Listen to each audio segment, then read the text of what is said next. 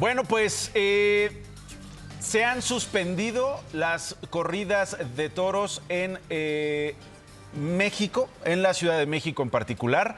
Arturo Berlanga es director de Anima Naturalis en México. Gracias por estar con nosotros, Arturo. Salvador Arias es integrante del Comité Jurídico de Tauromaquia Mexicana AC. Les decía yo, una jueza otorga una nueva suspensión. El fin de semana pasado, las corridas de toros regresaron a la monumental Plaza de Toros México, en la Ciudad de México. El día de ayer yo aquí les conté de esta suspensión, de esta decisión que tomó la jueza. Vamos al contexto y luego aterrizamos en el debate. Es un amparo que está buscando precisamente darle derecho, al igual que otros animales, a los toros de lidia, y esto implica que efectivamente a partir de este momento no se pueden realizar las corridas. El amparo promovido por la asociación Todas y Todos por Amor a los Toros, que cuestiona el maltrato animal en los espectáculos taurinos, fue suficiente para que una jueza detuviera temporalmente las corridas de toros. Aunque la plaza puede reclamar, la respuesta podría no llegar a tiempo para celebrar los eventos del domingo y el lunes 5 de febrero, día del aniversario del Coso de Insurgentes. Se está discutiendo un conflicto entre las constituciones, tanto la General de la República como de la Ciudad de México, que dicen una cosa de protección, tanto a protección ambiental como de protección a los seres sintientes, y por otro lado, las leyes secundarias que autorizan el tipo de espectáculos. En mayo de 2022, un juez federal concedió la suspensión definitiva de las corridas de toros. Y el 6 de diciembre de 2023, la Suprema Corte revocó la medida. Así, tras 20 meses de cierre, el 28 de enero regresó el espectáculo a la Plaza de Toros México. Y también las manifestaciones. ¡No más muertes de toros inocentes! He presentado yo iniciativas para buscar que el derecho a los animales sea completo, pero luego quedan congeladas estas iniciativas y no se discuten en el Pleno. Yo entiendo que hay intereses, que hay presiones. Mientras, el próximo 7 de febrero se resolverá si la suspensión es definitiva.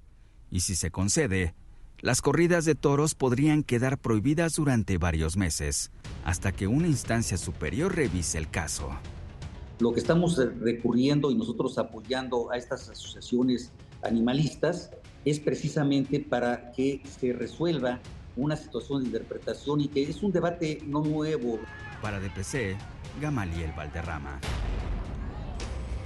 Salvador, comenzaría contigo. Tu reacción a esta decisión de la jueza Zúñiga, jueza quinta de distrito en materia administrativa, con esta suspensión. Pues mira, muy sorprendidos nosotros por esta arbitrariedad de la jueza Sandra de Jesús Zúñiga. Como bien lo señalaron en la introducción, ya se había combatido ante la Suprema Corte una suspensión anterior que se dictó en mayo de 2022.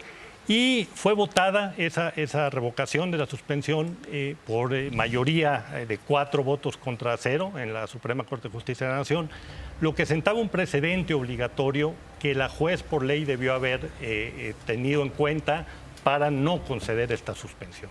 La juez no tomó en cuenta el precedente, con los mismos argumentos que ya habían sido derrotados en la Suprema Corte de Justicia de la Nación, volvió a conceder la suspensión y bueno, pues la empresa La Plaza México tendrá que llevar a cabo las acciones correspondientes, el recurso de queja respectivo para tratar de echar abajo de momento esta suspensión provisional y posteriormente la definitiva. No habrá corridas domingo y lunes. Está actualmente interpuesto el recurso de queja. Y pues no creo que se resuelva antes del domingo, ¿no? Sí, habría la obligación de 48 horas del colegiado de resolverlo. Hay bastante buena posibilidad. Muy bien. Arturo, ¿tu reacción a la decisión de la jueza? Pues muy grata, la verdad. Y a ver, hay que aclarar una cosa, porque aquí hay mucha... ¿Una arbitrariedad de la jueza? No, para nada. A ver, la Suprema Corte resolvió sobre un juicio en específico que presentó la Asociación Civil Justicia Justa con unos argumentos específicos, ¿sí? Y que está radicado en el juzgado primero. Este es otro juicio que está en el juzgado tercero por otra asociación civil con distintos argumentos que se están señalando. ¿sí? Entonces, la resolución que básicamente los argumentos son que las corridas no conviven con una ley en la Ciudad de México que tiene que ver con la ley de espectáculos en la Ciudad de México. Y básicamente sí, y yo agregaría aquí una cosa muy importante, Nacho. Las corridas de toros, los permisos que otorgan estas alcaldías, violan disposiciones de orden público y de interés social de 5 leyes, cosa que no está presentado en el primer amparo respecto a lo que resolvió la Suprema Corte. Entonces son naturaleza jurídica diferente y además me extraña porque no están señalados como terceros interesados la Plaza México en este juicio del juzgado tercero. Entonces tienen que tener esa calidad primero en ese juicio para que puedan interponer estos ¿La tienen recursos. o no la tienen? No, de momento no, tiene razón, no se les reconoció. Además, otra arbitrariedad, que una juez no reconozca como tercero perjudicado a una empresa que es precisamente la que solicita los permisos para dar corridas en la Plaza de Toros México, que tiene en este momento cerca de 70,000 boletos vendidos para los siguientes festejos. Y nada más, agregaría algo de lo que dice Arturo. En efecto, es otro juicio, pero como bien señalé al principio, hay un precedente obligatorio por parte de la segunda sala de la Suprema Corte de Justicia de la Nación, que tiene que ver, y lo cito, que dice que la justificación de interés social para conceder la suspensión estriba en que no se prive a terceros de un beneficio que le consideran que le otorgan las leyes, y la propia sala dice que pues, la determinación, una suspensión, restringe actividades y derechos que previamente fueron reconocidos por las leyes y reglamentos. ¿Sí? Sin embargo, aquí yo hago esta aclaración. A ver, uno, no es una decisión arbitraria de la jueza no reconocerlos como terceros interesados porque no están señalados en la demanda. No, ellos tendrán que solicitársela a la jueza y la jueza se los concederá. Entonces, no es una arbitrariedad, no están señalados. Y otro punto muy importante, lo de lo que dice mi compañero Salvador. Volvemos a lo mismo, al juicio primero. Nosotros estamos señalando que se violan disposiciones de orden público y de interés social. ¿Qué significa eso? Cuando se violan disposiciones de orden público y de interés social, claramente se pueden precisamente restringir derechos, ¿sí?, que puedan ser alucidos por terceros, porque son disposiciones precisamente de orden público e interés social. Es perfectamente justificable ese sentido. Conozco los argumentos de ambas partes. Quiero discutir los dos primeros. Crueldad en las corridas de toros contra una fuente de empleo en esta tradición. ¿Por qué crueldad? Precisamente hay un dictamen ya por la Universidad Nacional Autónoma de México, de la Facultad de Medicina Veterinaria de la UNAM, en México, y hay otros en otros países, donde se ha dado un dictamen forense sobre el sufrimiento que muestran los toros al momento de la lidia. Y además, sin ser necesariamente un experto, un veterinario académico, uno lo puede ver perfectamente bien en el espectáculo cuando los animales están sangrando, y se ha documentado con testimonios de la PAUT que incluso muchas veces hasta 16 estocadas han recibido los toros, que no los matan a la primera y se vomitan en sangre, se ahogan en sangre. Entonces creo que eso para cualquier persona pues es una muerte espantosa y es un acto de suma crueldad. Salvador, ¿qué respondes a eso? Bueno, a ver, se manejan estos argumentos de crueldad, de que hay unos dictámenes que, bueno, son dictámenes que no tienen de momento una validez jurídica. Yo te comentaría simplemente, ¿no?, de esto que nos dicen.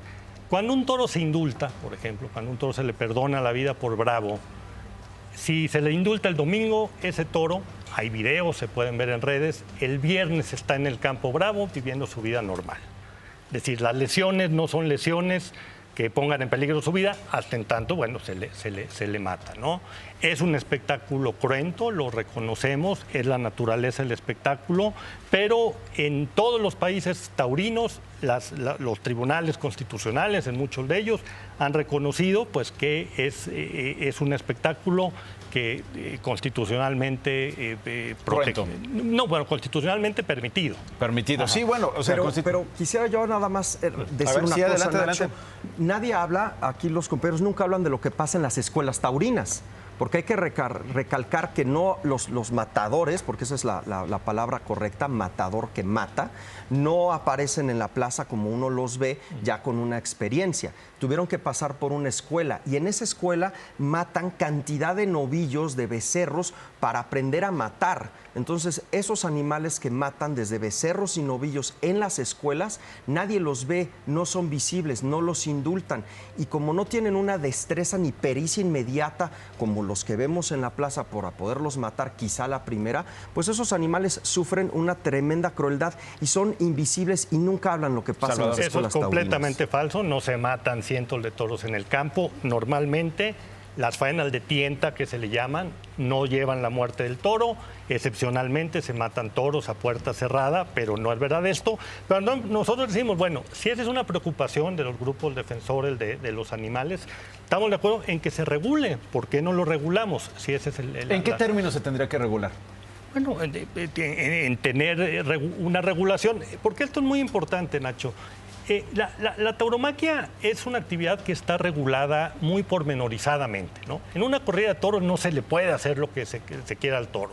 Están planteados los tercios, están planteados los tiempos. Es decir, hay una regulación muy específica. Bueno, esa misma regulación se podría hacer para las faenas que se dan en las ganaderías, en las escuelas de tauromaquia, en fin. Arturo. Definitivamente, a ver, creo que el tema de regular, incluso jurídicamente, no cabe.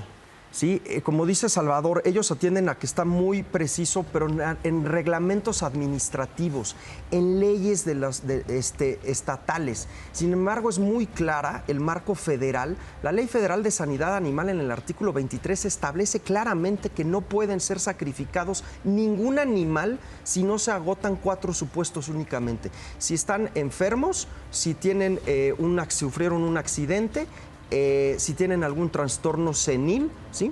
O tengan otro tipo de padecimiento. No está justificado y para eso precisamente se remiten a las normas oficiales mexicanas. Entonces, hay una regulación muy a modo de ellos a nivel local, pero nosotros estamos invocando regulación federal que es aplicable y por eso no debe de regularse, se deben de prohibir. ¿Es tortura o es tradición? A ver, para nosotros es más que tradición, es una manifestación cultural. Con tortura. A ver, la tauromaquia tiene 500 años desarrollándose en México, cerca de 500 años, 498. Es una manifestación cultural que un grupo de mexicanos hemos adoptado como parte de nuestro patrimonio cultural. ¿Que se puede transformar? Lo digo porque hay muchas tradiciones, muchos fenómenos culturales que al paso de los siglos se han transformado. O sea, hay unas tradiciones impresentables que afortunadamente ya no se practican, ¿no? Para no caer en ejemplos. ¿Este es susceptible de evitar tortura? A ver, yo quisiera ser muy claro con los términos también, ¿no? La tortura es una categoría jurídica en nuestro país, está regulada en una ley, hay un tipo penal que es tortura, entonces lo que vemos en una plaza de toros jurídicamente no es tortura, ¿no? A ver, la tauromaquia sí ha venido evolucionando, pero es una tradición, un rito que tiene sus particularidades, que tiene su forma de presentarse. Sí hay, yo veo de los grupos taurinos, una disposición a que se revisen, por ejemplo, los instrumentos que se utilizan en la corrida de toros para quizá menos sangre, en fin, pero conservando, digamos, el rito taurino. A ver, ahí me quedo. Arturo, ¿hay posibilidad de mantener esta tradición? A ver, creo que si ya están analizando los instrumentos es que reconocen que hay tortura, son instrumentos de tortura, las pullas, las picas, etcétera. Entonces, claro que reconocen, si ya están evaluando eso, reconocen que hay una tortura. Ahora te voy a decir una cosa, Nacho, pues tradiciones hay muchas, culturas hay mucho. Podemos decir que hoy pues es una manifestación cultural en ciertas comunidades la venta de mujeres, el matrimonio forzado. ¿Eso es correcto? No es correcto. La ablación a las mujeres en determinadas comunidades en el mundo es cultura, llevan miles de años. ¿Es correcto? No, no es correcto. Estás pasando por los derechos de esas personas y estás violentando toda una esfera. Entonces, aunque sean tradiciones y cultura, no se justifica que se esté matando y torturando a un ser vivo que siente solo por un espectáculo y un entretenimiento. ¿Hay manera de que exista la tauromaquia sin que se torture o mate animales? Perdona, primero quisiera hacer una acotación a lo que dice Arturo. A ver, Claro, de estas tradiciones que habla, evidentemente, son tradiciones que vulneran derechos fundamentales, vulneran derechos humanos de las personas.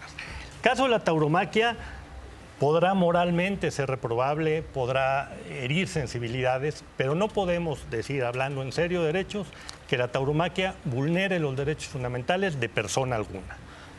Es cierto, hay un bien constitucional que se llama bienestar animal, que puede ser revisado. ¿Ese no se vulnera? A ver, sí hay una injerencia en el bienestar de los animales, pero como en muchas otras actividades, a ver, yo te pondré ejemplo, la investigación científica. Ahí hay una injerencia muy grande, muy fuerte en el bienestar de los animales y es permitido. Yo creo que nadie... Y continúa y sigue. Continúa y sigue y es necesario. Bueno, hay una excepción. En el caso de la tauromaquia hay también esa excepción. O sea, ustedes apelan a la excepción, digamos. Así es, sí, como ha venido ocurriendo. ¿Hay manera de conservar esta tradición para cerrar con el último argumento de cada uno de ustedes? De seguir con la tauromaquia respetando la vida de los animales sin tortura, sin una gota de sangre, sin sufrimiento, Salvador? No, digo, el rito taurino tiene sus características, ¿no? Yo te pondré un ejemplo, es casi como quitarle las porterías al fútbol, ¿no? Es decir, bueno, le quitas gran parte de su esencia. Muy difícil en un programa de televisión explicar cada una de las partes de la tauromaquia, cuál es imposible. El sentido, etcétera, etcétera, ¿no? Pero yo te diría en principio, no sería posible. Okay. Un ejemplo te pongo. En Quito, por ejemplo, se hizo una consulta donde no se permitía ya matar a los toros, que eso también lo tengo que decir. No mueren en el ruedo, mueren en los corrales, ¿no? Entonces, prácticamente, pues la gente no va a los toros. Arturo. Si te fijas, Nacho, y no es la primera vez que lo oigo, ¿no? Lo he platicado con otros miembros del gremio taurino.